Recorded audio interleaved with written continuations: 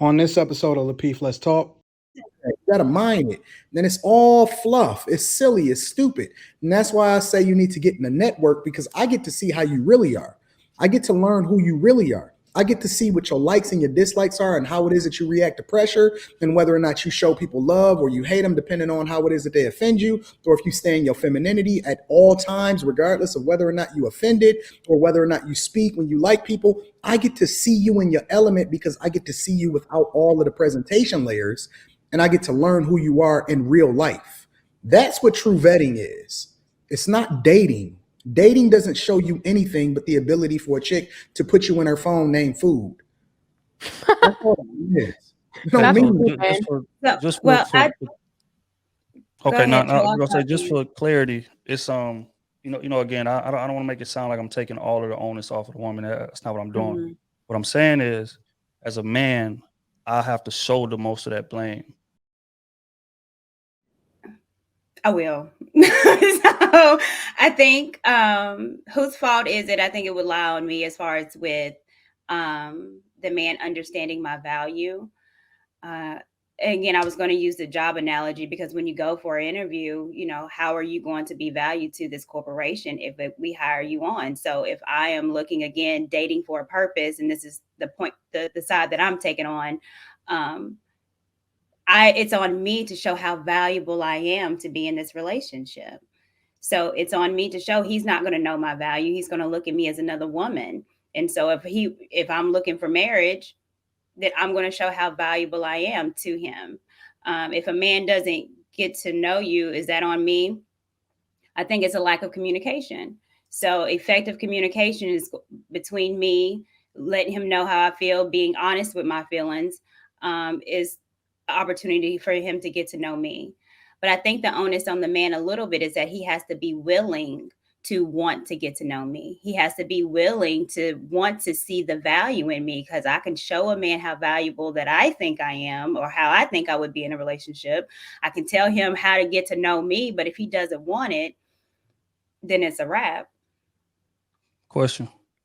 Let's stay in that job example. Mm-hmm. If, say, I'm the one interviewing, you come in and you give a brilliant performance in the interview or whatever, or it may not even be brilliant, but I'm just looking with rose-colored glasses. Okay. We hire you. Let's say that you're an accountant. We put you in charge of a $2 million account. You make a mistake on the account, and we lose $4 million. Mm-hmm. Who's gonna suffer the most from that? Me or you? The corporation. Correct. So that's why my answer was what it was. As a leader, it's Mm-hmm. my job to interpret what's bullshit and what's real. Like, you can come in there and say what you want, but if I'm paying enough attention to you, and I feel like I have a decent amount of experience dating and dealing with women, so I can pick up on different signs or whatever, and I miss something and it goes Mhm. wrong, I'm like, when the relationship fails, it's on me. It's on the man. Why? Because I'm the one doing the choosing. The same way in that job, if I hire you and you come in there and lose us $4 million, we lost $4 million. We're going to fire you, but you get to go home. You ain't got to pay a dime of that. It's the same Right. situation in relationships. So that's Yeah. all I'm saying. I understand that, but you wouldn't hire me or to be over the multi-million-dollar account if you didn't think that I was valuable enough, or I was smart enough, or that I could handle that situation. And I just could have not been paying enough attention to detail as I should have been and made a mistake. and that's bad vetting, which is not necessary. Right. Which goes back But to here's the thing, though. Part of that interview process is looking at your past work history. Your resume. Chicks don't even want to talk about how many bodies they got. People lie on resumes, just letting People y'all do know. lie on resumes. most people. Yeah. I just had a conversation. That's real. Which means that the onus and the communication lies with the applicant, right? Mhm. If you are lying on your job history and your application, whose fault is that? Is it my fault for not catching every single lie that you told, or is it your fault for telling the lie? Now, see, I feel like it's my fault for missing the blatant ones, right? And how I would address a situation like that if I'm the hiring manager, knowing that people lie on their resumes, right? What I'm gonna make a part of my interview questioning is direct questions specific to the job that you're gonna be working, Yep. right? So when we come in here and you say, "Yeah, I got 10 years Excel experience," I'm gonna say, "Oh, really? Okay, well, here's a laptop. we done put in a sample of Show 30 us. lines. I need you to format it this way, that way. Yeah. Show me. And if 'Cause you I've been- can't, then it Either don't matter way. what you put on that resume or what you say. Either way, that still does not translate into your ability to do the job effectively just because you know how to do the problem, right? Being an effective employee is Right. not based off of you being able to do the work. It's your ability to fit in. It's a reason why they have panel interviews. It's one person from human resources. It's another person from the development team. It's another person that's a manager. It's another person that's trying to understand whether or not you fit into the culture and whether or not your personality is what it is. And people show up and they put on a smile when they know how to interview perfectly and they study for the questions that they think is going to be asked. And then they go and they do the LinkedIn.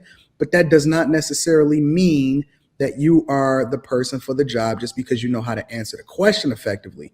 So the point that I'm making is that the onus still lies, right? You still have to be responsible for the fact that you lied. I think that Trill is right because ultimately, as the hiring manager, it's going to be on me whether or not we're successful as a company. I don't take that away from you. But what I'm saying is that the problem in these conversations is that we absolve women of the responsibility that come along with their role in the relationship.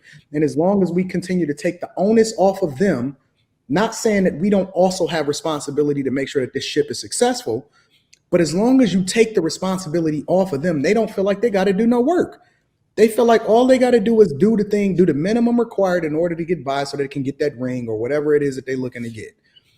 When the reality is that in order to be successfully married, you're going to have to be a reflection of the thing that you're advocating for. You got to be the thing that you're looking to attract. And too many people are putting on a good front, which is one of the reasons why I don't believe in dating, because all dating is putting your representative forward instead of actually telling the truth. Nobody is going to tell the truth. You got to you got to mind it. Then it's all fluff. It's silly. It's stupid. And that's why I say you need to get in the network because I get to see how you really are. I get to learn who you really are. I get to see what your likes and your dislikes are and how it is that you react to pressure and whether or not you show people love or you hate them, depending on how it is that they offend you, or if you stay in your femininity at all times, regardless of whether or not you offended or whether or not you speak when you like people. I get to see you in your element because I get to see you without all of the presentation layers, and I get to learn who you are in real life. That's what true vetting is. It's not dating. Dating doesn't show you anything but the ability for a chick to put you in her phone named food. That's all it is. You know what I mean? Okay, ahead, now I Trill. was gonna say just for clarity, it's again, I don't want to make it sound like I'm taking all of the onus off of the woman. That's not what I'm doing. Mhm. What I'm saying is, as a man, I have to shoulder most of that blame